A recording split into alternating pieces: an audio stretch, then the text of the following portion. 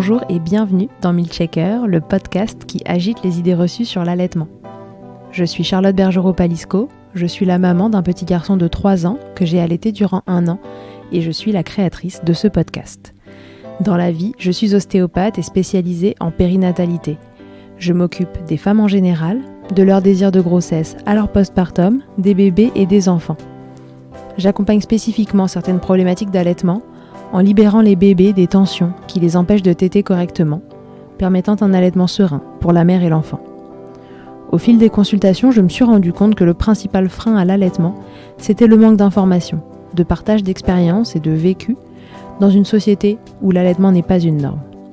Je vous propose donc d'interroger avec moi des mères et des pères sur leurs expériences, mais aussi de vous informer auprès de professionnels spécialisés en allaitement. Mon objectif est simple, vous informer, vous donner des clés pour faire des choix en conscience, banaliser l'allaitement sous toutes ses formes, vous le rendre plus accessible, plus facile et alimenter ce fameux village dont on a tant besoin pour élever un enfant. On part aujourd'hui sur un épisode expert et pour cette occasion, je reçois à nouveau Julie Forillon qui nous avait raconté son histoire d'allaitement l'année dernière dans l'épisode 20. Julie est sage-femme et consultante en lactation, presque IBCLC. Elle nous offre aujourd'hui un épisode bourré d'infos pour comprendre tous les mécanismes qui se jouent au niveau hormonal autour d'un allaitement et qui peuvent affecter ou non vos cycles, vos tétés, un désir de grossesse, une grossesse elle-même, nombre de sujets qui souffrent souvent des idées reçues qui circulent autour de l'allaitement. On parlera donc allaitement et syndrome prémenstruel, méthode de contraception MAMA, on reviendra sur les mécanismes qui expliquent les douleurs que Rachel a ressenties dans l'épisode précédent, on parlera allaitement et désir de grossesse, procréation médicalement assistée, grossesse, aversion à l'allaitement, mais aussi réflexe d'éjection dysphorique. Non, ce n'est pas un gros mot, mais je ne vous souhaite pas non plus d'en connaître les effets. Puis, on profite pour prendre des nouvelles de Julie et de sa famille depuis 1 an. Et spoiler, ils vont très bien, ils attendent d'ailleurs leur 2e enfant et je me réjouis pour eux. Je vous laisse boire les paroles et les explications de Julie et vous souhaite une très belle écoute. Salut Julie, bienvenue dans Milkshaker. Salut Charlotte, merci de m'avoir invitée. Avec plaisir. Julie, je suis ravie de te retrouver dans Milkshaker parce qu'on s'est déjà vu il y a un peu plus d'1 an pour tourner l'épisode de ton histoire d'allaitement avec Rosalie. Et là, cette année, tu reviens en tant que professionnelle parce qu'entre-temps, tu as passé tes examens, etc. Et là, tu es en attente de ta certification d'IBCLC, c'est bien ça ? Oui, c'est ça. Et donc aujourd'hui, on va parler de différents sujets en écho au dernier épisode de Milkshaker qui est sorti. Donc pour tout le monde, ce sera l'épisode 54 qui est sorti cette semaine. Et on va parler allaitement, cycle menstruel, grossesse et PMA. Ça nous fait quand même un gros dossier, donc on va voir si on le fait en 1 fois ou en 2 fois. Mais en tout cas, on va essayer de répondre à toutes vos questions, toutes celles qu'on a imaginées et puis toutes celles que vous vous êtes posées et que vous nous avez posées dans les stories pour essayer de voir et voilà, qui tient quoi, comment ça fonctionne, comment ces 3 éléments sont connectés. Et pour commencer, Julie, je crois que tu voulais nous rappeler un peu de physiologie pour qu'on comprenne pourquoi on traite ces 3 sujets en même temps. Alors, on va traiter aujourd'hui effectivement du cycle menstruel, de la grossesse, de l'allaitement et de la PMA ensemble, parce que tous ces événements de la vie d'une femme sont reliés par les hormones qui régissent ces phénomènes, en fait. Tout est dépendant des hormones féminines.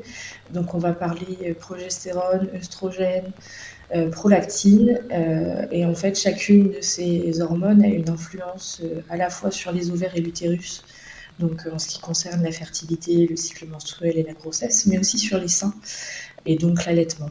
Alors, est-ce que tu peux nous réexpliquer justement rapidement le rôle de ces 3 hormones, donc prolactine, progestérone et œstrogène. Ouais. Alors au niveau du développement des seins, on va commencer par ça, parce que le lien entre tout ça, c'est l'allaitement, et c'est le sujet principal pour Milkshaker.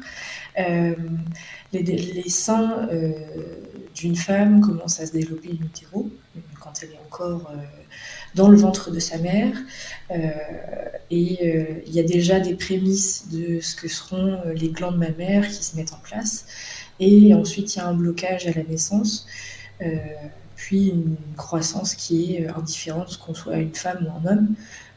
C'est juste une croissance physique, en fait, sans différenciation particulière de la glande mammaire. Et avec l'arrivée de l'adolescence et donc des premiers cycles menstruels, le sein va commencer à chaque cycle une phase de développement et de différenciation qui va préparer les seins à un futur allaitement, puis à chaque fin de cycle régresser un tout petit peu. La glande mammaire, en fait, elle va faire des pousses comme ça à chaque cycle, un peu plus à chaque fois. Et puis, si le cycle ne se conclut pas par une grossesse, la glande involuera un peu jusqu'au prochain cycle. Et puis, les seins vont entamer leur maturation finale, en fait, avec la grossesse et l'arrivée d'un enfant qui sera potentiellement à nourrir après la naissance. Et donc, la glande mammaire va de nouveau croître et se développer de manière exponentielle pendant la grossesse et acquérir ses pleines fonctions, donc que ce soit pour les alvéoles qui produisent le lait et les canaux qui vont amener le lait jusqu'à la bouche de l'enfant. Et au cours des cycles menstruels, en fait, on est soumis à plusieurs hormones, donc les œstrogènes et la progestérone en fonction de la phase du cycle. La première partie du cycle, grosso modo, jusqu'à l'ovulation, on est surtout sous influence œstrogénique. Et ces œstrogènes vont favoriser le développement de récepteurs sur les seins à la progestérone et aussi sur l'utérus. L'œstrogène permet aussi de fabriquer un follicule qui deviendra potentiellement un ovocyte et un œuf fécondé s'il y a des rapports sexuels. Puis il va y avoir l'ovulation. Cet ovocyte va être émis par l'ovaire. Et commence alors la phase lutéale où à la fois l'endomètre, donc l'utérus, mais aussi les seins vont se préparer pour une éventuelle grossesse. Donc là, on est sous l'influence de la progestérone. L'endomètre va se développer pour pouvoir offrir un nid douillet à l'embryon qui pourra être fabriqué éventuellement et aussi développer les seins pour une éventuelle lactation future. Donc croissance, développement et tout ça commence avant l'apparition des règles et après l'ovulation. Et la progestérone, elle a aussi un effet de vasodilatation au niveau des seins pour augmenter le volume sanguin et le développement de toutes ces cellules qui ont besoin de grandir. Et donc, ça augmente la sensibilité des mamelons, grosso modo. Voilà, c'est comme ça qu'on va faire le lien avec la première partie, en gros, de notre interview. On va parler du coup des douleurs menstruelles, prémenstruelles. Au niveau des mamelons, ces douleurs qu'a ressenti Rachel juste au moment de son retour de couche et qui l'ont tant questionné dans l'épisode précédent. Donc, justement, réexpliquons rapidement à quoi c'est dû ces douleurs en prémenstruel. Physiologiquement, comment ça s'explique ? C'est cette histoire de progestérone qui vient se fixer ? C'est ça, en fait. Tous les récepteurs à la progestérone qui se sont développés dans la première partie du cycle pour pouvoir préparer le sein à recevoir la progestérone dans la deuxième partie du cycle vont être de manière physiologique saturés de progestérone que les ovaires vont produire pendant la phase lutéale. Et toutes les cellules du sein et du mamelon vont venir se développer et croître et acquérir une différenciation encore plus importante qu'au cycle précédent pour pouvoir permettre une future lactation s'il y a grossesse et implantation d'un embryon. Et la progestérone a cet effet de croissance, ce qui peut être douloureux, et en plus d'augmenter la circulation sanguine au niveau local tout autour du sein et plus particulièrement autour du mamelon parce que c'est très vascularisé. Et c'est cette sensation, c'est toutes ces transformations locales au niveau du sein qui sont très sensibles, voire douloureuses pour certaines femmes parce que le sein se prépare à la lactation, il y a beaucoup plus de sang et ça fait mal. Ouais, ok. Moi, je pensais que franchement, j'en avais pas entendu parler de ces douleurs avant d'écouter l'épisode avant d'enregistrer l'épisode avec Rachel. Et je me suis rendu compte en faisant le sondage là sur Instagram que finalement c'était quand même assez fréquent. Je crois qu'on allait sur du 30% quand même qui avaient déjà ressenti ces douleurs. Oui, alors le syndrome prémenstruel en lui-même est très courant chez toutes les Ouais. femmes. Et parmi le syndrome prémenstruel, il y a aussi les douleurs de sein et de mamelon. Alors, on n'a pas trop de chiffres sur les douleurs spécifiques du mamelon, mais on sait qu'il y a environ 7 femmes sur 10 qui se plaignent de douleurs au niveau des seins de manière cyclique en fonction de leur cycle menstruel. Donc c'est assez énorme. Ça peut être à la fois juste une sensibilité au frottement, etc. Ou ça peut être une thermosensibilité, le moindre choc chaud-froid.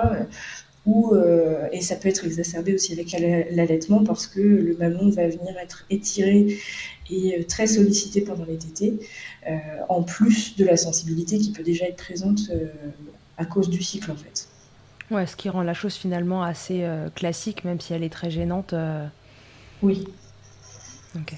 c'est triste parce que ça arrive à beaucoup de femmes, mais malheureusement c'est plutôt courant. Ok.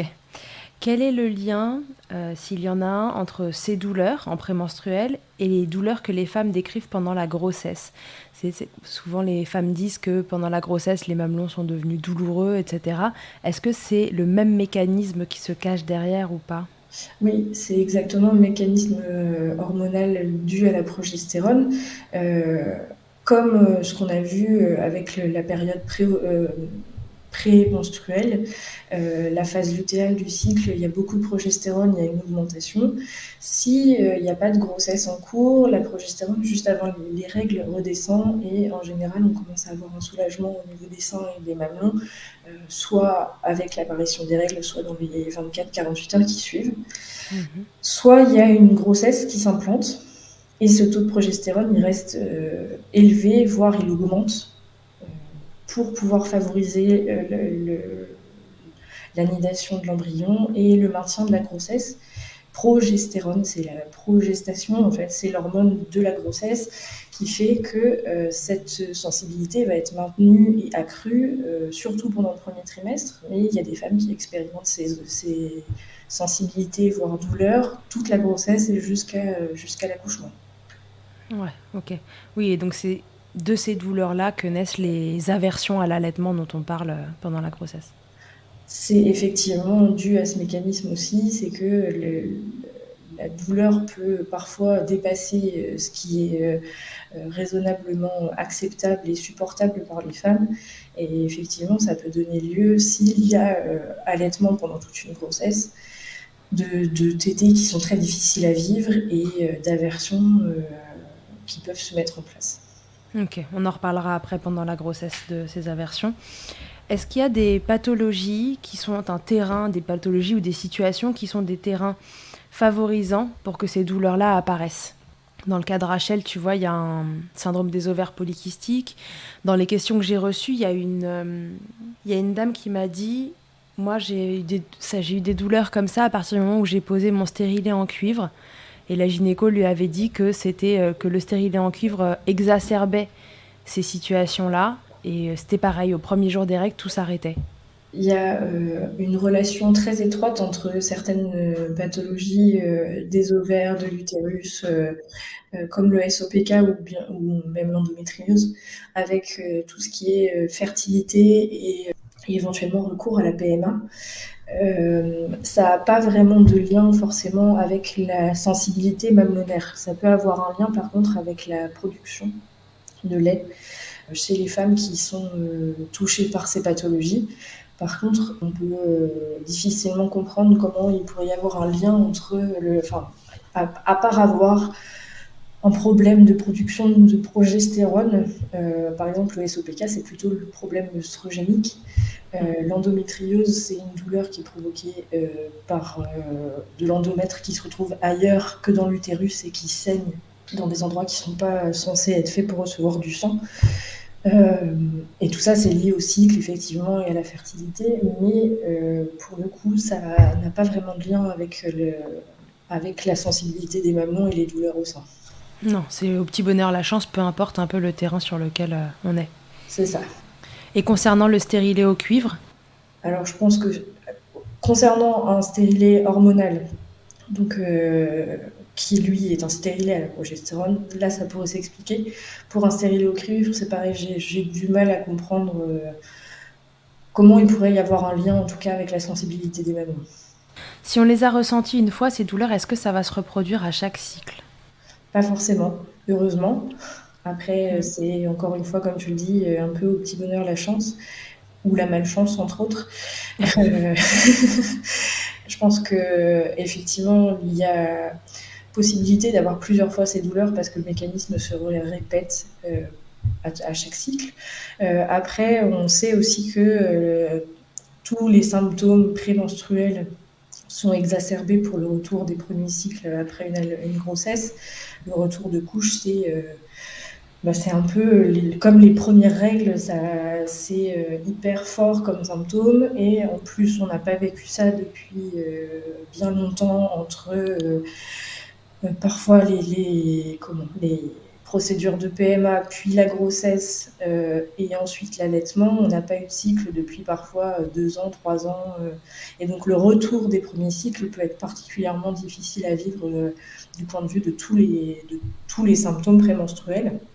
Après, ça peut aussi diminuer au fur et à mesure, ou rester stable, ou augmenter et être variable selon les cycles. Et ça dépendra, je pense, très particulièrement du taux de progestérone et aussi certainement d'autres facteurs propres à la femme. C'est son taux de fatigue, et puis sa réponse et sa réaction à la douleur aussi. On est beaucoup moins réceptif, disons, quand on est très fatigué ou déshydraté, dénutri, et on a moins de facilité à gérer une douleur dans ces cas-là que si on est en pleine forme et pas malade, etc. Donc je pense que c'est aussi, il y a plusieurs composantes à la douleur, et il y a une part de sentiment et de ressenti qui fait que la douleur peut être perçue de différentes façons selon les cycles. Après, effectivement, c'est pas parce que c'est arrivé une fois que ça arrivera toujours, mais il y a des chances pour que ça recommence. Ok.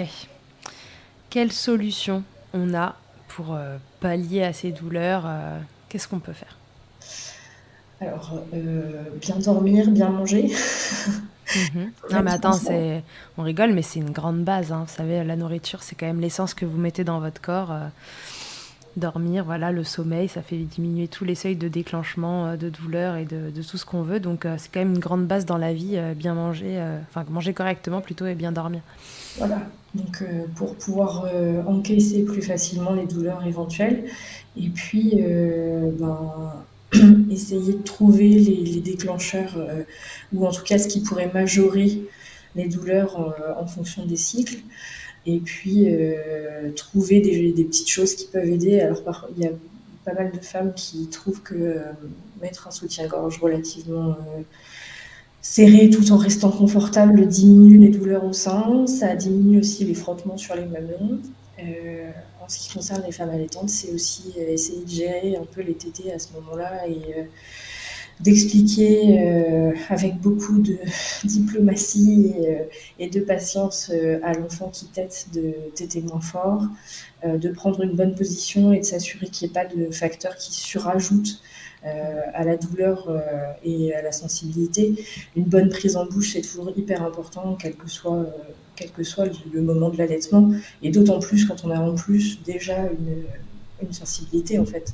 Donc il faut s'assurer que l'enfant prend bien le sein en bouche, que la position est correcte, essayer de raisonner avec cet enfant pour espacer les tétés au maximum quand on est disposé et dans un environnement calme et propice à la détente, disons, et puis essayer de trouver des occupations qui peuvent nous distraire de la douleur en même temps que la tétée, et éventuellement écourter les tétées si ça devient trop difficile. Dans l'épisode, Rachel, elle pensait carrément au sevrage parce que c'était plus possible. D'ailleurs, elle se disait que si ça continuait comme ça, il allait falloir qu'elle envisage un sevrage. Ça peut être une solution aussi si jamais c'est plus supportable. Oui, effectivement, la solution de dernier recours, ça serait le sevrage pour éviter de surajouter l'allaitement et les mises au sein à la sensibilité déjà présente des mamelons, parce qu'on sait qu'un enfant qui tète, ça rajoute, ça sollicite beaucoup les mamelons et l'aréole, et que si on a déjà des seins qui sont sensibles, forcément les mises au sein vont être plus sensibles encore et si ça devient le dernier recours parce qu'on ne supporte pas cette douleur, il faut peut-être l'envisager pour certaines femmes et il faut se faire accompagner dans ce cas-là par les professionnels qualifiés. Ouais, d'ailleurs, Rachel, elle nous expliquait dans l'épisode que, en fait, elle, c'était vraiment uniquement au moment des tétées, c'est-à-dire qu'elle ne ressentait pas du tout de douleur, c'était uniquement la tétée qui venait déclencher ça. Elle parlait d'aiguilles qui lui transperçaient le mamelon, enfin, c'était un truc, c'était quand même assez costaud. Donc, c'était purement déclenché par la succion. Oui, et effectivement, c'est tout le mécanisme de la succion et de comment l'enfant maltraite, mais en tout cas utilise le mamelon pour réussir à téter, qui fait qu'en fait, il double en longueur, il est très étiré. Alors c'est fait pour, c'est élastique et en dehors de toute autre pathologie et toute autre sensibilité, le mamelon est fait pour faire ça et il est étudié pour que ça soit supportable pour la femme. Mais si on additionne et la tétée avec une succion d'un bambin, pour le cas de Rachel qui a 23 mois, donc il commence à avoir une succion bien costaud, et la sensibilité due au syndrome prémenstruel, effectivement, ça peut vite devenir un cauchemar. Je réfléchis en même temps qu'on le fait là, et je me dis, est-ce que la prise d'une pilule, tu vois, œstroprogestative, où on prend les mêmes doses tous les jours, pourrait venir calmer ça? Alors, effectivement, au niveau hormonal, pour avoir des cycles qui soient artificiels et d'avoir un taux de progestérone constant, une contraception progestative plutôt parce que c'est plus compatible avec l'allaitement, peut faire en sorte que effectivement les cycles, même si on arrive à avoir des règles, ce sont ce qu'on appelle des fausses règles, c'est les règles anniversaires, c'est provoqué par la chute des hormones et l'arrêt de la pilule. Mais effectivement, une pilule une micropilule du coup purement progestative avec des doses constantes de progestérone pourrait faire en sorte que il n'y ait pas ce pic de progestérone qui arrive juste avant les règles et qui est très douloureux et qui peut rendre les mamelons très sensibles. Oui, donc ça peut être une solution, s'il n'y a pas de désir de grossesse, évidemment, parce que sinon, c'est pas une bonne idée de prendre une pilule. Oui, Dans le cas. dans le cas de patientes qui ne sont pas en désir de grossesse, comme peut l'être Rachel dans son cas, ça peut être une solution alternative au sevrage, de prendre des doses de progestérone un peu tout le temps et de s'assurer de l'absence d'un pic. Ouais, ok. Ok, très bien. Est-ce qu'on s'est tout dit sur ces douleurs du mamelon en prémenstruel pendant l'allaitement? Je pense que oui, on a un peu fait le tour.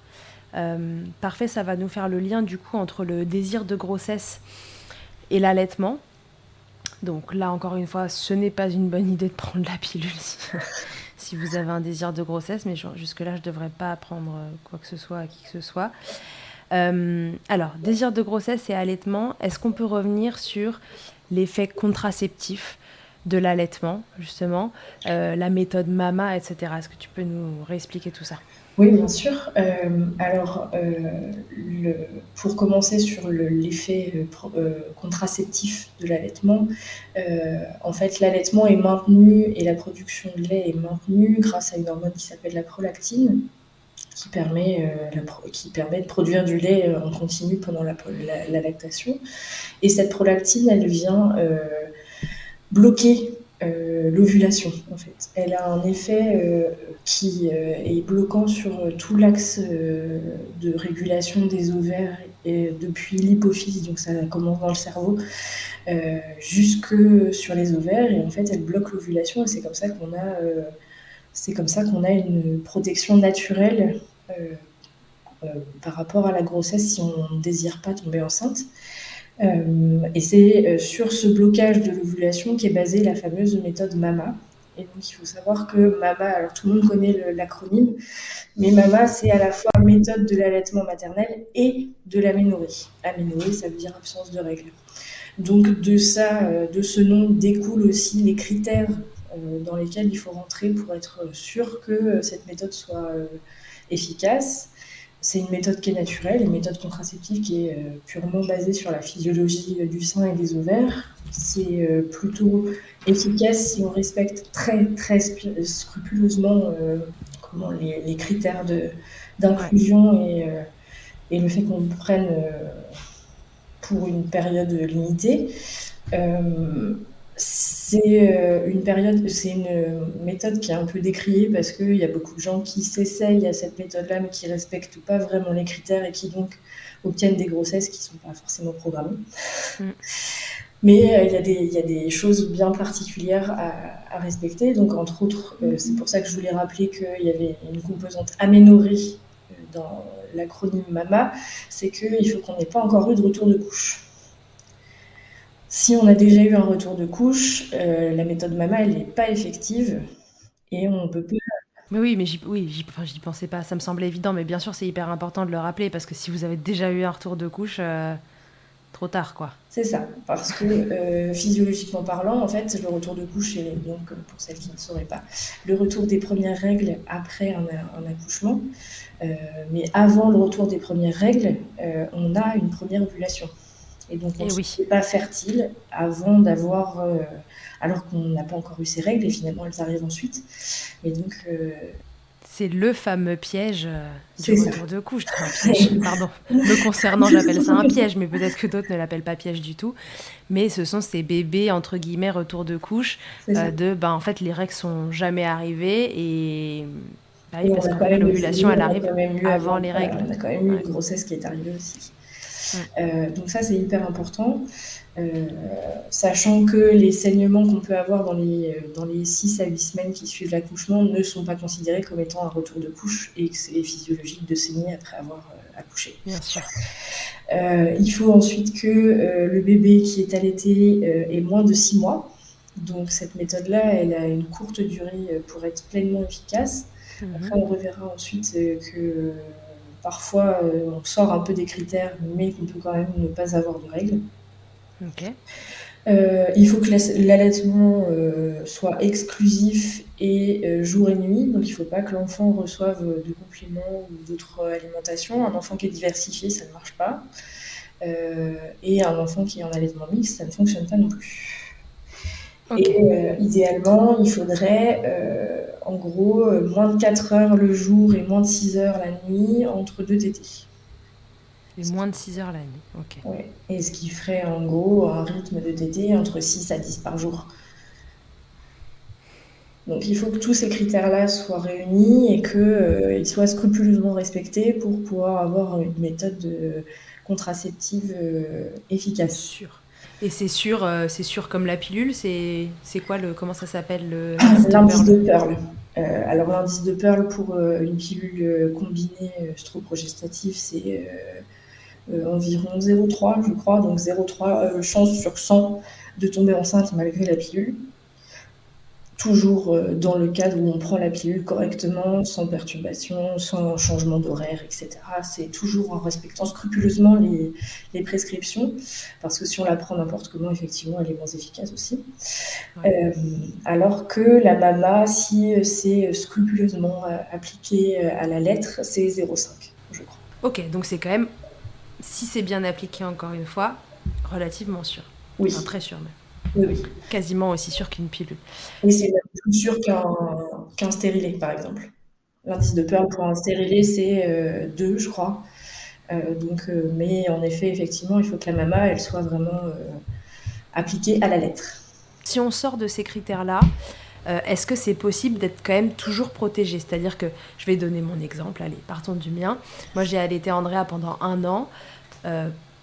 Pas du tout en respectant les trucs de Mama parce qu'il a dormi, j'ai eu la chance assez tôt, à 4 mois il faisait des nuits de 12 heures. Bon, typiquement, je n'aurais pas pu considérer ça comme une contraception, mais mon retour de couche, il est arrivé après, enfin genre 6 semaines après la dernière tétée. Tu vois, donc... Oui, c'est assez fréquent d'avoir des retours de couche très tardifs. Tout dépend en fait des femmes. Chaque histoire est particulière et chaque couple mère-enfant est particulier. Et il y a des patientes qui vont dès qu'elles vont sortir un tout petit peu des clous au niveau de la méthode MAMA, avoir une ovulation de qualité, avoir une fertilité au top et un retour de couche d'emblée. Et puis, il y a des patientes qui vont avoir des retours de couche encore plus tardifs, malgré le fait qu'elles ne soient plus dans les critères de la MAMA. Et je peux citer aussi mon exemple avec Rosalie. J'ai eu mon retour de couche au bout de 15 ou 16 mois, alors que Rosalie n'était plus 6 à 10 fois par jour, que j'étais au-delà des 6 mois, que j'étais plus en allaitement exclusif parce qu'elle était diversifiée. Et ça peut revenir vraiment, c'est très aléatoire, c'est pas prédictible. Et du coup, c'est ça qui est un peu frustrant aussi, je pense, quand on allait, c'est qu'on peut pas savoir quand est-ce qu'on va avoir son retour de couche. Et parfois, malheureusement, comme ça peut être le cas, je pense, pour certaines, devoir faire le choix entre son projet d'allaitement exclusif à la demande et son projet d'une nouvelle grossesse. Ouais, donc voilà, ça c'est les critères à respecter de la MAMA. Je vous les remettrai dans un post pour que ce soit noté noir sur blanc quelque part. En gros, vous pouvez être protégé plus longtemps que ça, mais on peut pas être sûr. Et encore une fois, l'ovulation arrive avant les règles, donc le fait de ne pas avoir eu de règles ne vous protège pas de la prochaine grossesse. C'est ça. Donc libre à vous de prenez vos responsabilités. Mais ne comptez pas sur l'allaitement en toutes circonstances pour vous protéger. Donc du coup, si je veux avoir un bébé alors que j'allaite encore, donc déjà, est-ce que c'est possible? Oui, ça on a compris. Oui, oui. Ça c'est la première chose. Qu'est-ce que je dois faire si ce désir de grossesse, on a envie que ça arrive maintenant, mais on allaite toujours et donc du coup on a envie d'avoir un retour de couche. Qu'est-ce que je peux mettre en place? Est-ce qu'il faut que j'espace les tétés? Qu'est-ce que je peux faire? Alors effectivement, le but, si on veut avoir une ovulation, un retour de couche et à nouveau une fertilité optimale pour pouvoir obtenir une grossesse, le but c'est de sortir et d'aller contre les critères de la MAMA. Donc en fonction de l'âge de l'enfant, en fonction du fait qu'on ait introduit ou pas l'alimentation solide ou un allaitement mixte quel qu'il soit. Et puis, effectivement, d'espacer les tétés au-delà de 4 heures le jour, au-delà de 6 heures la nuit, et de diminuer le nombre de tétés sur 24 heures, en fait. Parce que c'est ce qui va permettre que le taux de prolactine soit un peu plus faible et que l'ovulation soit de nouveau possible malgré l'allaitement. Ok, donc il faut espacer les tétés, quoi. Oui. Et fonction de l'âge du bébé. En même temps, avec un petit, ça peut être difficile, et puis avec un grand aussi, quoi. Oui. Alors avec un tout petit, c'est compliqué parce que, par exemple, un enfant qui aurait 6 ou 7 mois, même s'il est diversifié, au début, c'est presque anecdotique, hein, la quantité d'aliments solides qu'il ingère. Donc il a encore besoin jusqu'à 1 an, c'est au moins 500 millilitres de lait. Donc les recommandations sont telles que tu peux pas non plus faire n'importe quoi. Après, ce qu'il est possible de faire, c'est que si tu as un enfant qui arrive à dormir la nuit, c'est ne plus le réveiller. C'est parce qu'il y a des femmes qui réveillent leur enfant pour qu'il tète la nuit. C'est essayer de différer les tétés dans la journée et de se contenter de tétés vraiment purement nutritives au moment des repas, en gros petit-déj, déjeuner, goûter et dîner. Éventuellement une 5e tétée en début de nuit ou quelque chose comme ça. Avec un tout petit, c'est difficile à mettre en place parce que ils comprennent pas, en fait. Et ils ont encore besoin de beaucoup de lait. Et avec un plus grand, avec un bonbon, et par exemple pour Rachel, avec un enfant de 23 mois, le problème c'est qu'ils comprennent très bien que le sein est accessible et qu'ils pourraient téter, mais qu'on leur refuse. Donc là, c'est toutes les capacités de diplomatie et de négociation qui peuvent rentrer en jeu. C'est d'essayer de faire comprendre à un enfant qui a toujours pu téter à la demande, en fait, qu'il va falloir diminuer un peu les tétés, d'une parce que ça fait mal à maman, ou parce qu'il y a un désir de grossesse, ou pour toute autre raison, s'il y a une envie de sevrage partiel aussi, ou complet. Et effectivement, d'essayer de négocier pour que les tétés soient, par exemple, à heure fixe, ou décalées, ou seulement dans certains contextes. Donc, par exemple, à partir de maintenant, on va éviter de téter la nuit, ou à partir de maintenant, les tétés, ça sera que après les repas, ou alors ça sera que pour le dodo, etc. Et d'essayer comme ça de mettre en place au fur et à mesure. Après, ça, je ne vous cache pas que ça peut être un peu galère, hein, il Ouais. va falloir, en pleine période d'opposition normale de l'enfant, lui imposer quelque chose avec lequel il ne va pas être du tout d'accord, clairement. Mais c'est un peu le seul moyen, effectivement, de permettre à l'ovulation de revenir et au cycle de se réinstaller. Ouais, et là, du coup, je vous renvoie vers l'épisode 31 que j'avais fait avec Céline Bourganeuf, qui est spécifique sur le sevrage du petit, du plus grand, complet, incomplet, nocturne, tout ce que vous voulez, et vous y trouverez pas mal d'informations si c'est un sujet qui vous intéresse.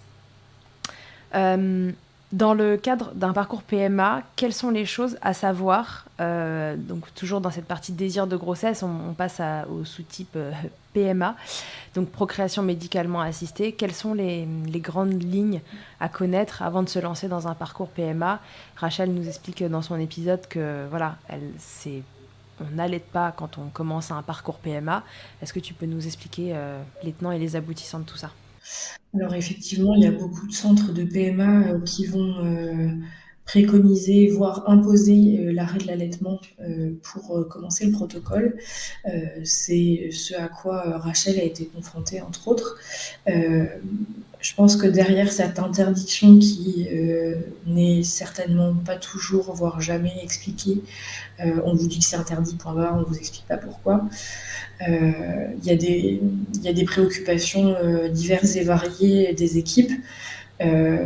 Rachel, dans l'épisode précédent, abordait la question du prix d'une PMA et du coût éventuel d'une PMA qui ne fonctionnerait pas avec le rapport que pourrait avoir un allaitement sur les chances de succès de cette procédure. Alors il y a effectivement ça, parce que au niveau physiologique, toujours l'allaitement interfère avec le cycle naturel et va interférer certainement aussi en moindre mesure, mais avec le protocole de PMA. Parce que en PMA, il y a plusieurs étapes en gros, et toutes ces étapes, elles sont basées aussi sur la physiologie et sur les hormones. Donc d'abord, on va mettre au repos l'hypophyse et on va bloquer l'ovulation pour pouvoir avoir ensuite une stimulation ovarienne que l'on contrôle et que l'on dirige. Et donc, enfin, on va déclencher l'ovulation. Et puis ensuite, on va faire en sorte qu'une éventuelle grossesse tienne et soit maintenue une fois qu'on aura replacé les embryons, par exemple dans le cadre d'une FIV. Toutes ces étapes, elles sont permises par des injections et d'hormones particulières et en fonction du cycle. Le protocole sera adapté en fonction de chaque femme et en fonction de ses taux hormonaux de base, mais en gros, on va faire intervenir la GnRH, soit des antagonistes, soit des agonistes, donc soit des choses qui ressemblent à GnRH ou qui bloquent la GnRH. On va faire intervenir la FSH et on va faire intervenir quelque chose qui ressemble à la LH et qui s'appelle l'HCG, qui est entre autres l'hormone que l'on produit en début de grossesse. Faut savoir que la prolactine, naturellement, elle bloque GnRH, FSH et LH. Or, ce sont les hormones principales qu'on utilise pour les protocoles de PMA. Et donc, il y a un risque pour que la prolactine qu'on produit en tant qu'allaitante puisse interférer avec le protocole de blocage, puis de stimulation ovarienne et de déclenchement de l'ovulation. Après, on ne sait pas dans quelle mesure, parce qu'il n'y a pas d'études qui ont été réalisées. D'une, ça coûte trop cher, c'est ce que disait Rachel. Et puis, en fait, on est quand même très frileux en France et partout dans le monde pour faire des tests de protocoles médicamenteux sur des patientes soit enceintes, soit sur des patientes allaitantes. Ouais. Donc tout ça, c'est une partie de la réponse. C'est à la fois effectivement, est-ce que ça ne va pas interférer sur le protocole de PMA qui est laborieux et très coûteux. Et puis il y a aussi l'inverse qui est vrai, c'est-à-dire est-ce que ça va pas interférer sur la lactation et sur l'enfant? Parce qu'il y a, encore une fois, les tests médicamenteux, etc., ne sont pas réalisés sur des femmes enceintes ou lactantes. Est-ce qu'on a la preuve écrite que les protocoles de PMA soient complètement inoffensifs, à la fois pour l'enfant qui tète, et est-ce qu'il y a vraiment une innocuité sur la production de lait? Il n'y a pas vraiment d'études. Très certainement que les doses reçues et émises dans le lait sont très faibles et en soi ne gêneraient absolument pas un enfant, mais on n'a pas la preuve écrite par A plus B. Et donc, le principe de précaution voudrait qu'on évite d'exposer un enfant à ce genre de traitement, quoi. De traitement par précaution. Et puis, on n'a aucune idée aussi de ce que ça peut faire effectivement sur la production de lait, étant donné que les hormones qu'on va injecter à une femme qui a un protocole de PMA et la prolactine qui permet le maintien de la production de lait sont antagonistes en fait. Ouais, c'est ça. Ce sont des hormones qui sont antagonistes, qui normalement se régulent l'une l'autre. C'est-à-dire qu'il y en a beaucoup d'une, il y en a moins de l'autre, et il y en a beaucoup de l'autre, il y en a moins de l'une. C'est ça. Donc si vous venez interférer dans ce processus-là, ça peut être un problème dans un sens comme dans l'autre, quoi, finalement. Exactement. On ne sait pas dans quelle proportion, encore une fois, parce qu'on ne fait pas d'études sur ces populations-là. C'est des populations qui sont, précieuses. Exactement. Et donc, du coup, on ne vient pas trop faire d'études sur elles, mais de la compréhension qu'on a de ces mécanismes-là, on préfère pas trop y toucher, quoi. Voilà. Ok, bien. Donc voilà, désir de grossesse et allaitement. Si on devait résumer, si vous avez un désir de grossesse en allaitant, la base, c'est d'avoir votre tour de couche. Souvenez-vous, si vous n'avez pas de désir de grossesse, pour le coup, qu'en termes de contraception, l'ovulation arrive avant les règles. Et que c'est un peu risqué de se dire qu'on est protégé jusqu'au jour où ces premières règles arrivent. C'est ça. Voilà, après, prenez encore une fois vos responsabilités. Et donc, si vous voulez que ça arrive et que votre tour de couche n'est pas encore arrivé et que vous voulez le déclencher, le jeu, c'est de diminuer le nombre de tétés pour sortir des critères au maximum de la méthode MAMA, fonction de à quel point vous êtes pressé, etc. On vous laisse faire votre tambouille et voir comment vous voulez opérer des tétés différés, un sevrage si c'est nécessaire, complet, incomplet. Voilà, et là, vous pouvez retrouver d'autres infos dans différents épisodes. Maintenant que j'ai eu ce désir de grossesse, que j'ai différé ou pas les tétés, ou que juste j'ai un bébé qui est arrivé un peu surprise, mais qu'en tout cas, je suis enceinte, alors... une des grandes idées reçues qui circulent sur l'allaitement et la grossesse, c'est le risque de fausse couche. Alors là, d'ailleurs, ça fait un peu partie des raisons pour lesquelles ils sont frileux en PMA. Oui, aussi. Voilà. Alors voilà ma question. Quid du risque de fausse couche, Julie? S'il te plaît, aide-nous à comprendre. On va d'abord partir sur le contexte où tout est facile et où la femme concernée qui est enceinte n'a jamais eu de problème avant de fausse couche ou de problèmes de ce type-là, et que donc elle est à bas risque de reproduire une fausse couche. Il n'y a pas plus de risque de fausse couche en allaitant. Gros scoop. J'aime ce scoop. Tout comme une patiente qui a jamais eu une menace d'accouchement prématuré ou d'accouchement prématuré n'est pas plus à risque d'accoucher avant la date si elle allaite. Deuxième gros scoop. Parce que... Maintenant, il faut que tu nous expliques les scoops. Alors, pourquoi? Encore une fois, c'est une alchimie et un équilibre hormonal qui fait que en fait, l'utérus, c'est un muscle qui répond à l'ocytocine, qui est une des hormones aussi de l'allaitement. L'ocytocine, parce que en suite de couche et après l'accouchement, permet à la fois l'éjection du lait, mais aussi la contraction de l'utérus pour permettre son involution et diminuer les risques de saignement accrus juste après l'accouchement. On a beaucoup pensé que l'allaitement pouvait faire contracter l'utérus en dehors de ce contexte postpartum immédiat, et donc soit déclencher une fausse couche, parce que l'utérus en fait contracterait et expulserait l'embryon ou le fœtus qui est installé, ou favoriserait un accouchement prématuré en donnant des contractions avant l'heure. En dehors, encore une fois, je reprécise, c'est en dehors de tout contexte particulier, d'antécédents particuliers par rapport aux fausses couches, aux accouchements prématurés, ou dans le cadre, par exemple, d'une rupture prématurée des membranes.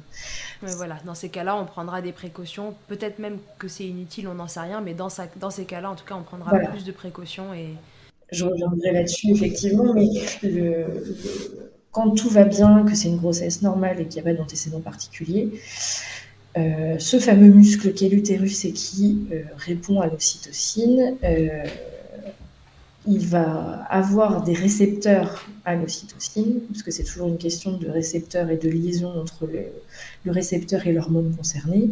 S'il y a plein d'hormones qui circulent, mais que l'organe cible n'a pas les récepteurs nécessaires, cette hormone va avoir aucun effet sur l'organe cible, parce qu'il faut cette liaison entre le récepteur et l'hormone. Donc les récepteurs à l'ocytocine apparaissent sur l'utérus à partir du 3e trimestre. La nature est bien faite, en fait, vous n'êtes pas censé accoucher avant le 3e trimestre. Alors pourquoi maintenir en vie et développer des récepteurs à l'ocytocine sur votre utérus alors que vous n'êtes pas censé accoucher à ce terme-là et que votre utérus n'a pas besoin de se contracter? Donc, il n'y a pas plus de risque en allaitant et en ayant des taux d'ocytocine élevés et des pics d'ocytocine à chaque tétée d'avoir une fausse couche ou d'accoucher prématurément. Parce qu'il n'y a pas encore de récepteurs. voilà, donc c'est pas par le biais de l'allaitement. S'il y a des contractions avant le 3e trimestre, ce n'est pas par le biais de l'allaitement qu'elles sont créées.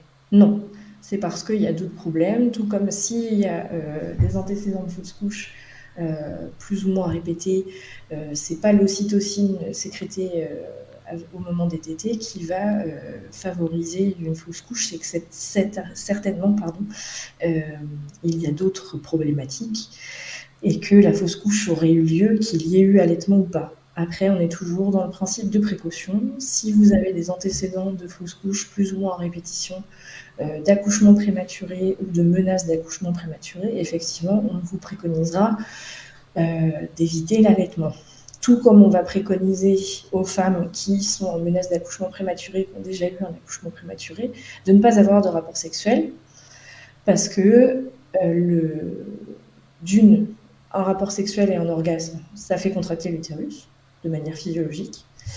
Et si c'est un rapport sexuel avec un partenaire masculin et qui a éjaculation au niveau du vagin et donc du col, il y a des hormones dans le sperme qui s'appellent les prostaglandines qui peuvent modifier le col. Mais Ouais. Là, c'est un tout autre processus. Voilà.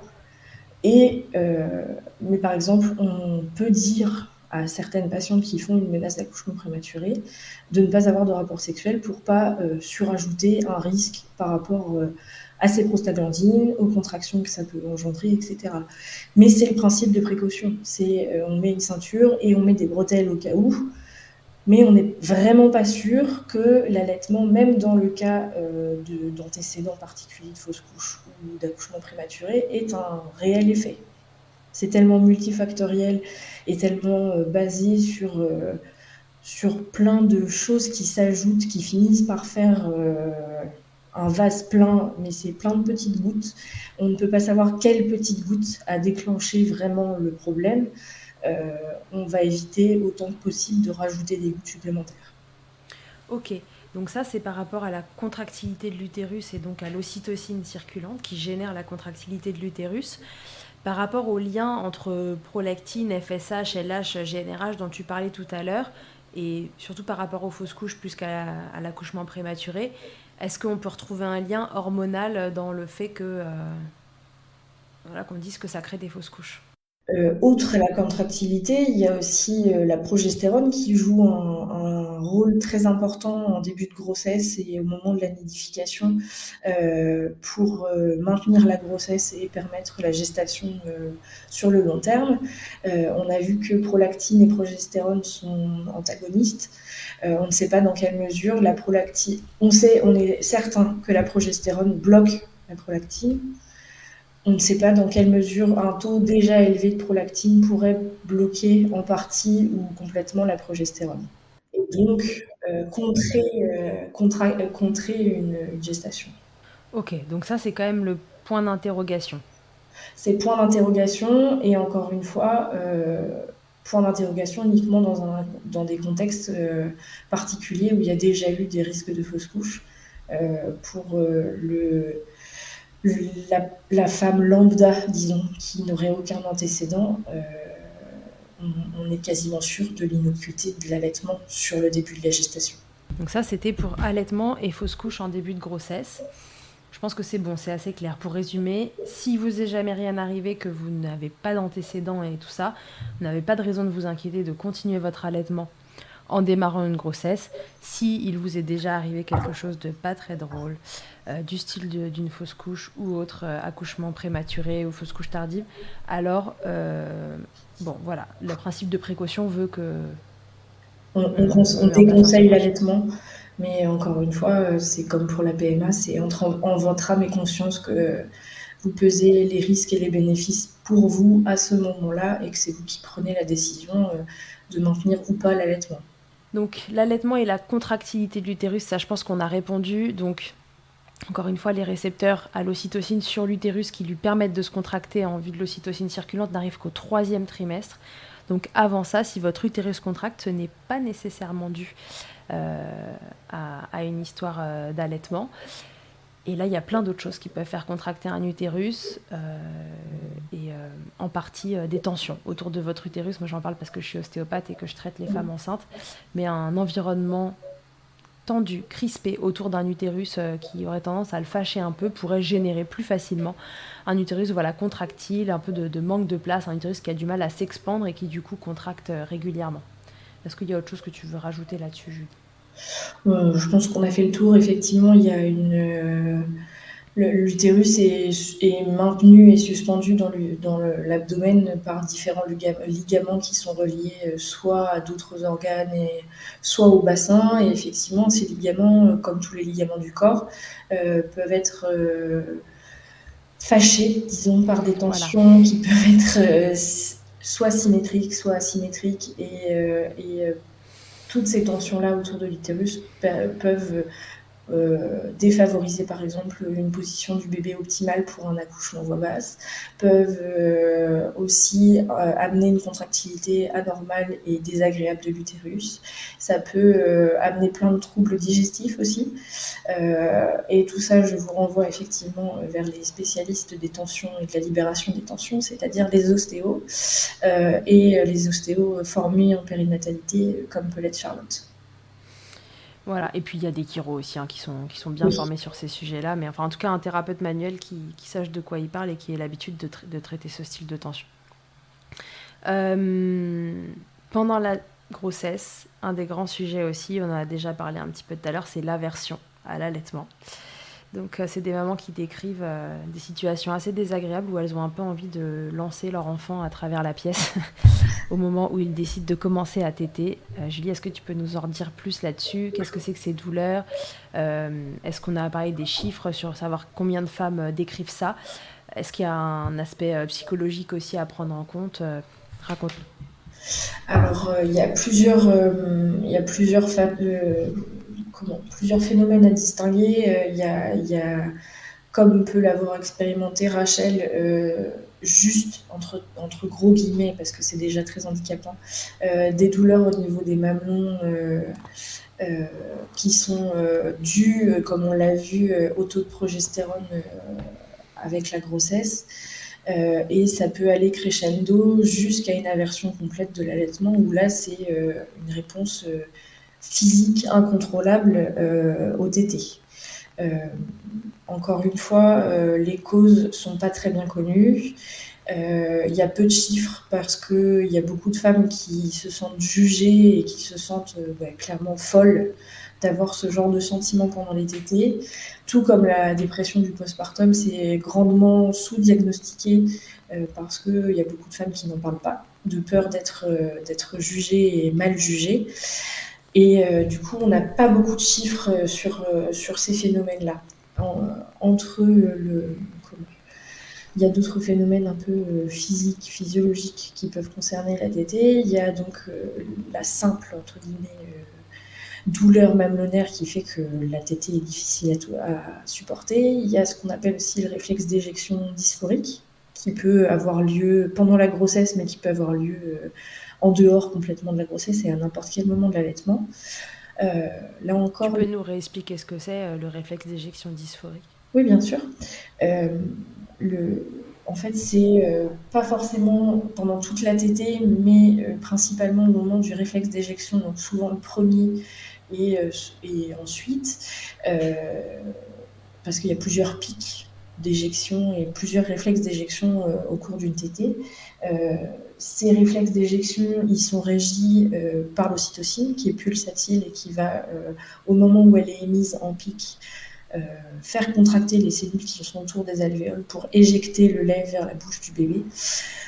Et on a un début de réponse par rapport à ce réflexe d'éjection dysphorique, c'est que les pics d'ocytocine pourraient engendrer une chute brutale de la dopamine, qui est en gros l'hormone du bonheur et du bien-être. Et avec cette chute brutale de la dopamine, des sensations de mal-être, de dépression éclair,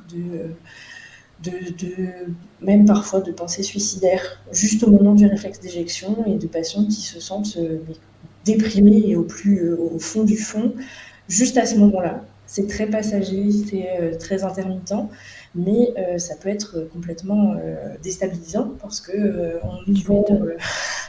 on nous vend la tétée avec l'ocytocine comme étant le comble du bien-être et du bonheur, parce que l'ocytocine, c'est l'hormone de l'amour et de l'attachement.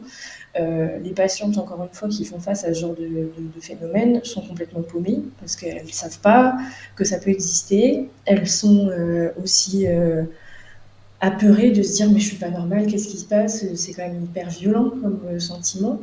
Et je fais le lien aussi avec l'épisode de l'année dernière et les phobies d'impulsion. C'est des choses dont on se dit il ne faut pas parler, on va me prendre pour une folle, etc. Et c'est très dur à gérer en fait. Là, pour le réflexe d'éjection dysphorique, ça se concentre au moment du réflexe d'éjection, le reste de la tétée se passe plutôt bien. Donc c'est vraiment pulsatile et intermittent. Et puis il y a encore le niveau au-dessus, disons, en termes de symptômes et de ressentis. On arrive à l'aversion et on parle de aversion-agitation due à l'allaitement. Parce qu'effectivement, c'est tellement physique comme sentiment et comme manifestation que ça peut aller de la simple envie de se gratter un peu partout, la peau qui démange sur tout le corps, à des sentiments de haine envers son bébé, d'envie de le repousser, de lui faire mal, et d'arrêter à tout prix la tétée en fait. Et je crois entre autres que tu as fait un enregistrement avec Clémence qui, elle, a été victime d'aversion et qui a continué malgré tout à allaiter. Et ça peut être très violent comme sentiment. Effectivement, ça peut venir juste des picotements sur tout le corps, ça peut être des pensées très négatives envers l'allaitement, envers l'enfant, envers la tétée, et de devoir absolument stopper. Et puis, il y a des grosses manifestations physiques. On parle de bouffées de chaleur, de sentiments d'angoisse, de tachycardie, donc des palpitations cardiaques. C'est hyper violent. Encore une fois, on n'a pas tous les tenants et les aboutissants au niveau des causes.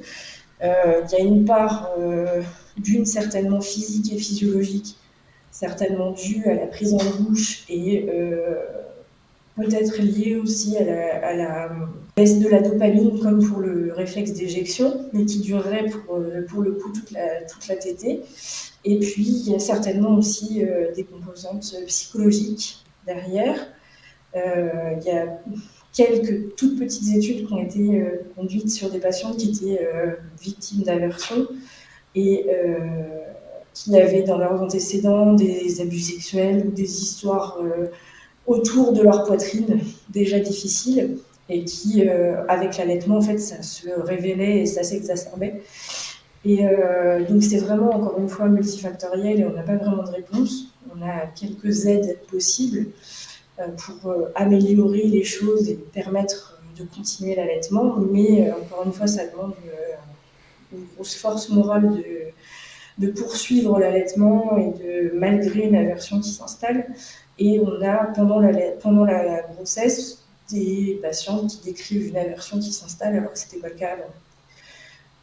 Donc, comme pour les douleurs en prémenstruel, il faut s'assurer déjà que la prise en bouche du bébé est optimale et vraiment au top pour éviter de surajouter une douleur qui pourrait être due, une douleur mécanique en fait, à une mauvaise prise en bouche. Et puis essayer de se distraire, d'occuper son esprit avec autre chose pendant la tétée pour ne plus se fixer que sur ses sentiments négatifs et essayer de contrer un peu l'effet répulsif de la tétée, donc être sur son portable, discuter, chanter, penser à ce qu'on va faire le lendemain, chanter, je ne sais quoi.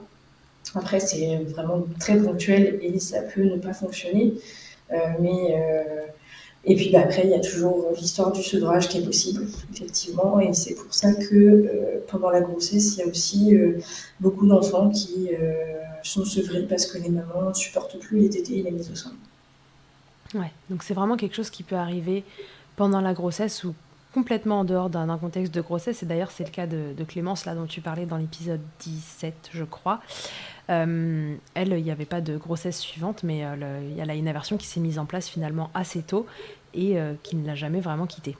C'est ça, ça peut arriver à n'importe quel moment et à n'importe quelle étape de votre histoire d'allaitement. Et dans ces cas-là, en parler et partager avec d'autres femmes qui en sont elles aussi à ce point-là peut aider parce que on n'a que des traitements très symptomatiques et des petites aides qui peuvent améliorer les choses, mais on ne comprend pas encore suffisamment bien le mécanisme complet pour être totalement efficace et pouvoir soulager ces patientes-là.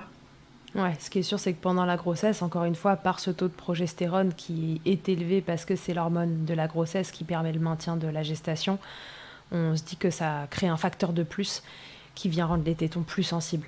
Oui, exactement. Ok, donc si vous êtes dans ce cas-là et que vous êtes sujette à une aversion à l'allaitement, eh bien, un peu comme dans pas mal de situations, voyez ce qui est supportable, pas supportable, n'hésitez pas à en parler. C'est une situation qui n'arrive pas qu'à vous et c'est important d'échanger avec d'autres. Souvent, quand on se sent moins seul, déjà, il y a des choses qui sont plus supportables. Et puis, si jamais ça ne l'était pas, alors vous avez des professionnels qui peuvent vous aider. Et si vraiment ça ne l'était pas, et ben, toutes les options sont envisageables jusqu'au sevrage. Et ça, c'est vraiment à vous individuellement de voir ce qui est possible et pas possible pour vous. Mais ça ne regarde finalement que vous. Pendant la grossesse, on parle de changement de goût, de quantité, de débit de lait. Qu'est-ce qui se passe pendant la grossesse pour que tout ça évolue? Il y a des enfants, des bambins qui disent là le lait maman il a plus le même goût, qu'est-ce qui se passe? Alors effectivement, il y a pas mal de croyances et qui sont parfois basées sur des informations correctes et réelles. Le fait qu'il y ait moins de débit, qu'il y ait moins de production de lait, encore une fois, c'est dû à la progestérone. C'est la faute de la progestérone pour beaucoup de choses. Oh là là, elle nous embête un peu, hein, cette progestérone. Ouais, c'est encore une fois, il faut faire le choix entre... elle favorise la grossesse et se moque un peu du reste. À la base, l'allaitement et c'est ce sur quoi la méthode MAMA est basée aussi, c'est que l'allaitement, à l'époque où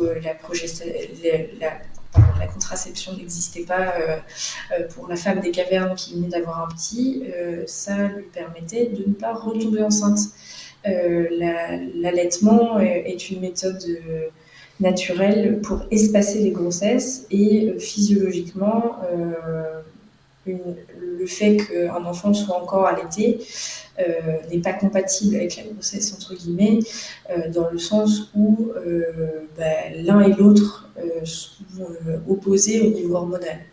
Ils ne fonctionnent pas sur les mêmes canaux. C'est celui dont l'hormone principale et la prolactine est antagoniste de celui dont l'hormone principale est la progestérone. C'est ça.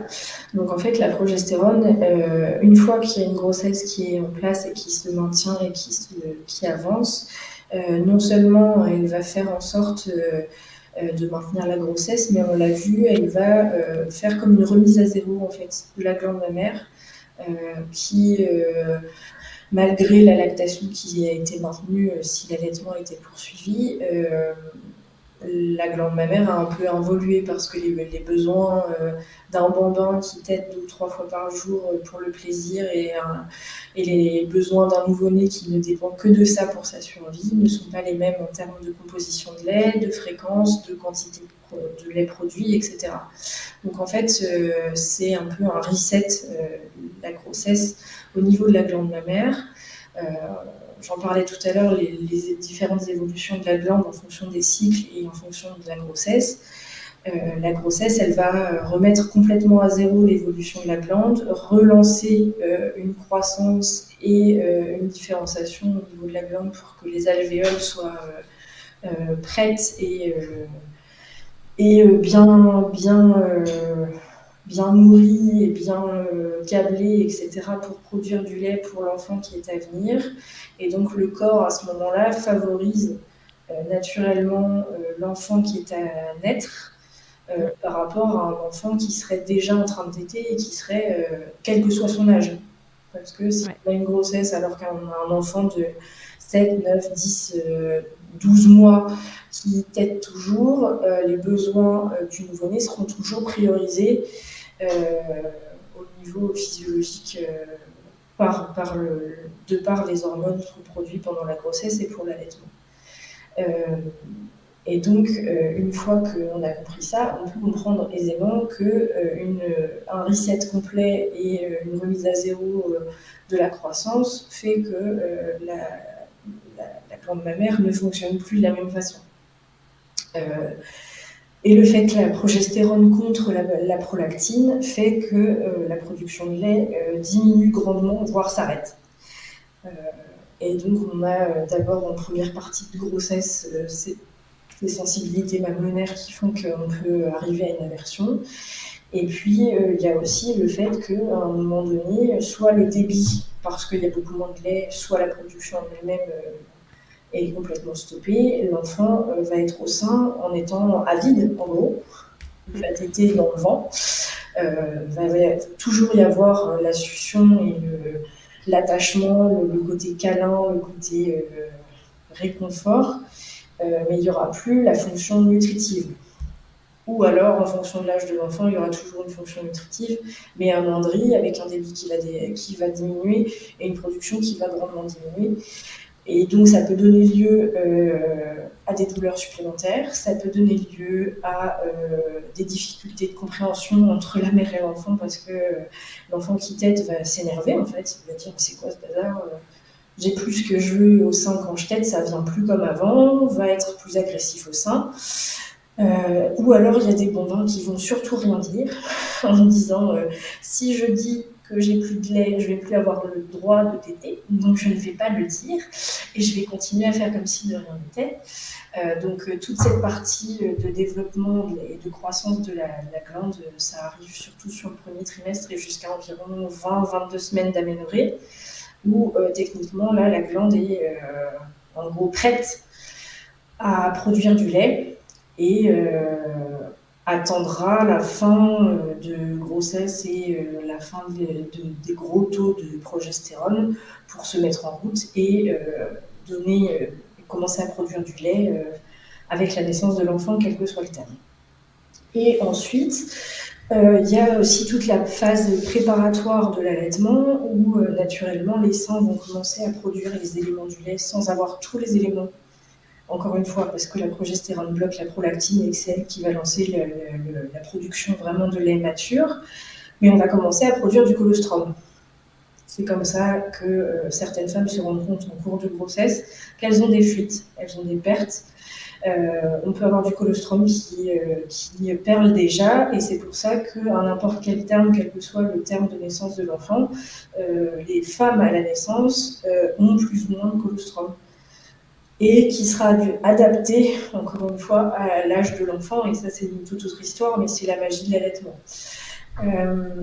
Et donc, en fait, le colostrum, vu qu'il n'y a pas de prolactine qui peut être efficace sur la glande et permettre la synthèse de lactose, qui est le sucre principal du lait, la glande va produire du lait, mais qui ne sera pas du lait mature, qui sera du colostrum, qui sera beaucoup plus salé, donc changement de goût, et possible dégoût par le bambin qui se retrouve d'un lait plutôt sucré et gras à un lait plutôt protéiné et salé en fait. Donc il y en a qui vont encore une fois ne pas s'en faire et accepter tout à fait ce changement en disant encore une fois, si peut-être je dis que c'est pas très bon, on va arrêter tout court les tétés.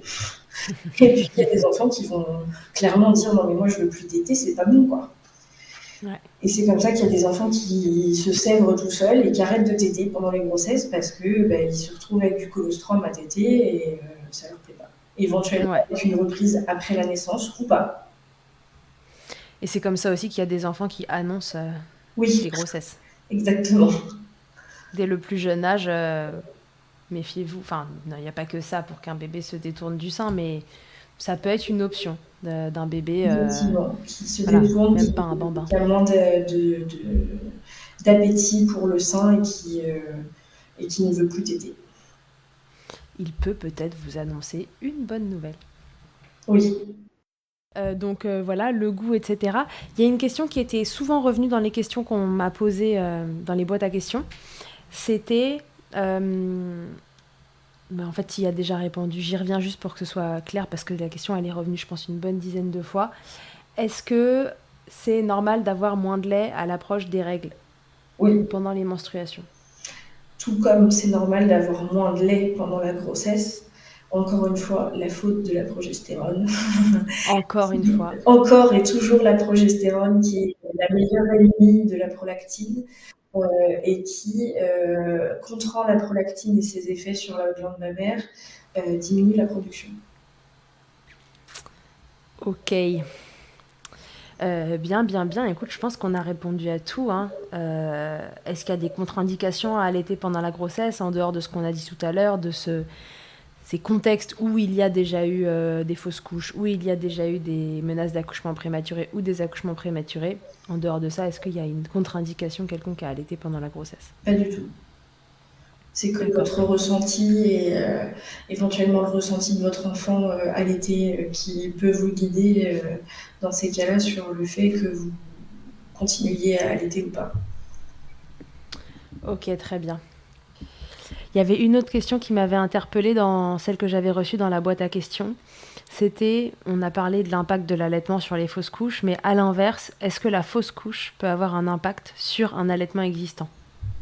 Alors, encore une fois, c'est une réponse hormonale, c'est-à-dire qu'on va avoir... La progestérone au bûcher. C'est un peu ça, c'est que une fois qu'une grossesse est implantée, il y a tout un mécanisme hormonal qui se met en route et un nouvel équilibre qui est créé et qui va avoir un impact sur l'allaitement. Quand la grossesse s'arrête, que ça soit une grossesse au tout début ou une grossesse qui s'arrête prématurément ou une grossesse qui s'arrête à terme, tant qu'il y a arrêt de la grossesse et donc expulsion du placenta ou de ses prémices, l'équilibre hormonal change de nouveau. Et donc, on voit bien, par exemple, alors c'est le cas pour une grossesse menée à terme, une fois que le placenta est sorti du corps et que donc la progestérone arrête d'être produite, La prolactine qui était dans les starting blocks prend le relais et lance une production de lait. On n'allait ou pas d'ailleurs. C'est d'ailleurs pour ça que les femmes qui n'allaitent pas ont quand même une montée de lait. Et donc c'est à ce moment-là la prolactine qui prend le relais. Si on accouche prématurément, c'est la même chose et c'est la composition du lait qui va changer. Si on fait une fausse couche tardive ou une fausse couche précoce et que la grossesse s'est arrêtée malheureusement avant d'être menée à terme, on n'aura pas forcément de mise en place de lactation comme on peut l'avoir pour un accouchement prématuré parce que, comme je vous ai dit tout à l'heure, le sein est prêt à lacter vers 20, disons jusqu'à 24-26 semaines d'aménorrhée. Donc on n'aura pas forcément une montée de lait, mais ça peut quand même être le cas. Mais on aura à nouveau une redistribution et un rééquilibre à trouver au niveau hormonal, et donc ça peut avoir un impact sur l'allaitement. Ça peut, tout comme les règles, l'ovulation ont un impact sur l'allaitement et la production de lait. Tout cet équilibre très subtil d'hormones est chamboulé au moment d'une fausse couche, et donc ça peut avoir un impact sur la production et sur l'allaitement en général. Ok. Ouais, donc bon voilà, si on devait résumer, votre allaitement, tant qu'il est dans un effet contraceptif pour vous, alors qu'il sort de la méthode MAMA ou pas, mais tant qu'en fait il est stable, il va pas se passer grand-chose de nouveau. Mais dès lors que les hormones se remettent en route, que ce soit pour des cycles, donc avec le premier retour de couche et d'autres cycles après, que ce soit pour une grossesse et tout ce qui peut être attenant à une grossesse, ça peut mettre le bazar dans ce qui était stable avant. C'est ça, exactement. Ok. Bon, bah écoute, je pense que là, c'était intense. On a dit beaucoup de choses. J'espère que ça vous aura aidé, qu'on a répondu à vos questions. S'il y a quelque chose, évidemment, qui n'est pas clair, venez nous le dire en commentaire et on essaiera de répondre à tout ça d'une façon différente. Et voilà, merci beaucoup, Julie, d'avoir répondu à toutes ces questions. C'était un gros boulot, là. Ces 3 sujets différents, mais je trouve qu'ils allaient bien ensemble. Et puis voilà, comme à chaque fois, on revient sur cette histoire de progestérone. C'était bien, ça faisait le lien entre les différents sujets. Donc voilà, à bas la progestérone pour l'allaitement. C'est pas une copine, mais si elle est là, alors et qu'elle vous produit des effets indésirables sur votre allaitement, encore une fois, décidez de vous en accommoder ou non. Libre à vous de voir ce qui est supportable pour votre quotidien. Merci encore, Julie, d'avoir accepté de répondre à toutes ces questions de Milkshaker. Et merci à toi de m'avoir invitée. Et puis, pour écouter Julie, ça se passe dans cet épisode, ça c'est fait. Et puis, ça se passe dans l'épisode 20 qui a été tourné il y a un peu plus d'1 an. Je vous en reparlerai bientôt en story. Mais en tout cas, voilà, vous avez accès à son histoire à elle, qui est super intéressante et je me souviens très émouvante. Parce qu'on parle d'allaitement et de dépression du postpartum et comment toi, ça t'avait aidé à traverser cette période-là. Donc, je vous invite à l'écouter. Merci. Comment tu vas d'ailleurs ? Ça va. En même temps, ça va bien ? Oui, ça va. On est un peu sorti du contexte de la dépression postpartum. On a repris une vie normale, entre guillemets, même si c'est pas anormal d'être dépressive. Mais l'histoire d'allaitement continue toujours. Rosalie continue d'être allaitée malgré une grossesse qui s'est installée, qui était désirée et longuement désirée. J'ai moi aussi dû faire face à certains choix par rapport à l'allaitement. Donc on fait le lien avec le sujet d'aujourd'hui. Et donc on verra comment l'allaitement se poursuit avec cette suite de grossesse et puis l'arrivée d'un nouveau bébé dans notre famille et au sein. Tu veux nous raconter comment toi t'as fait du coup pour laisser de la place au milieu de cet allaitement à cette grossesse ? Alors, j'ai eu un retour de couche assez tardif par rapport à la naissance de Rosalie, comme je le disais tout à l'heure. J'ai eu mes règles vers 15 ou 16 mois, je pense. J'ai eu quelques cycles qui étaient très irréguliers et puis notamment avec... je pense mon état psychologique et psychique, mais aussi par la prise de médicaments qui ont un effet sur la prolactine. J'ai de nouveau plus eu de cycle. Et donc, il a fallu à un moment donné faire un choix entre l'équilibre obtenu grâce aux médicaments et aux antidépresseurs, l'équilibre aussi trouvé avec Rosalie par rapport à l'allaitement, et puis ce désir d'une seconde grossesse. Donc ça a été parfois difficile de faire face à tout ça, ça a été challengeant de se poser les bonnes questions, et finalement, en réduisant un peu les doses d'antidépresseurs en accord avec le psychiatre, et en diminuant les tétés, en les espaçant et en passant un deal avec ma fille qui a beaucoup négocié et qui est une diplomate de haut vol. On a réussi à retrouver un équilibre dans lequel je me suis retrouvée, elle s'est retrouvée, on n'a pas mis en danger ma santé mentale tout en maintenant en allaitement ce que je voulais absolument et tout en permettant à mes cycles de revenir. Donc on a trouvé un arrangement avec une tétée au réveil, une tétée au coucher, plus de tétée la nuit et éventuellement une tétée pour la sieste quand on est ensemble. Ça a été notre équilibre et notre façon de s'organiser. Ça sera peut-être pas la même que chez d'autres. En tout cas, tout ça, plus la diminution des antidépresseurs et puis je pense l'amélioration aussi de mon état psychique, ont fait que ça a concouru à un retour de mes cycles et une possible deuxième grossesse qui a fini par arriver après plus d'1 an d'attente, mais qui est bien là et qui se déroule bien jusqu'à maintenant, tout en continuant à allaiter et en ayant mal au sein moi aussi. Ok. Bon, très bien. Merci de nous avoir raconté en même temps la suite de ton histoire. Parfait, écoute, à la prochaine alors. On te laisse continuer cette grossesse, te reposer au maximum, parce que ça n'a pas l'air d'être facile tout le temps. Et puis, écoute, on se dit à très bientôt, que ce soit pour un épisode expert ou pour un témoignage alors, dans Milkshaker. Avec grand plaisir. Je te dis à bientôt, Julie. Salut Charlotte. Que ce soit votre première écoute ou que Milkshaker vous accompagne régulièrement, merci beaucoup d'avoir écouté cet épisode.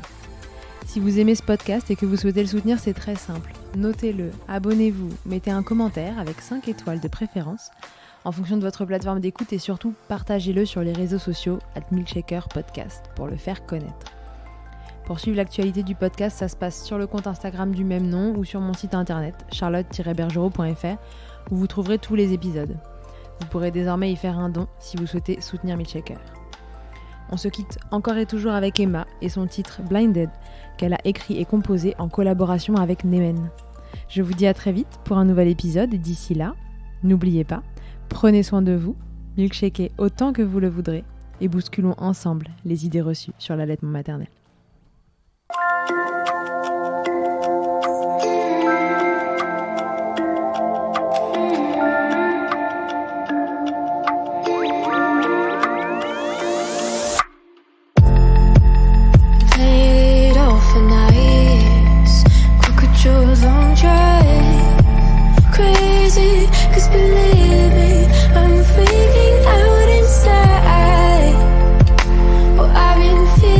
So